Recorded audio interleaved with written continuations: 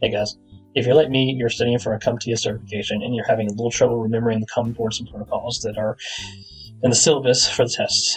And so I created this presentation to help you and help me and whoever in any way possible. They can use this in any way possible for their studying. So feel free to follow along. FTP uses port 2021. This is file transfer protocol. Transfers files between a client and a server on a computer network. It is unsecure. Data transferred in the clear. SSH uses port 22. This is secure shell protocol. It's a cryptographic network protocol for operating network services securely over an unsecured network, best known for remote login to remote systems by users. SFTP uses port 22. This is secure FTP. Encrypts data transfers. Telnet uses port 23. Provides bidirectional interactive text-oriented communication facility using a virtual terminal connection. It's like SSH, but it is insecure, so you do not want to use any usernames or passwords by using Telnet. SMTP uses port 25.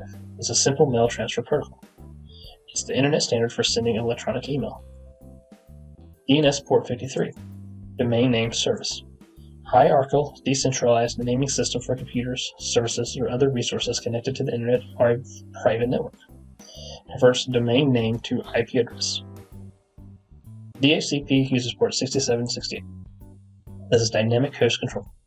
DHCP server dynamically assigns an IP address and other network configuration parameters to a client. Enables computers to request IP addresses and network parameters automatically. Reduces the burden on some network administrators. TFTP Port 69. This is trivial file transfer. Transmits files in both directions of a client-server application. It is used for booting an operating system from a local network file server. It does not provide user authentication or directory visibility. Essentially a stripped-down version of FTP. HTTP Port 80. Hypertext transfer. It is the foundation of data communication on the internet. Designed for distributed, collaborative, and hypermedia presentation across many devices. POP3 uses port 110. This is Post Office Protocol version 3. Used by local email clients to retrieve email from a remote server over TCP/IP connection. NTP Port 123. Network Time Protocol. Provides clock synchronization between computer systems over packet-switched variable latency data networks. NetBios Port 139. Network Basic Input-Output System. Provides services allowing applications on separate computers to communicate over a local area network for file and printer sharing. IMAP Port 143. Internet Mail Application. This provides email clients to retrieve email messages from a mail server over TCP/IP connection. Allows the end user to view and manipulate the messages as if they're stored locally. Gmail is a good example of this. SNMP Port 161. Simple Network Management. Provides collection and organizing of information about managed devices on IP networks. Can modify that information to change device behavior commonly used in network devices. LDAP Port 389. Lightweight Directory Access.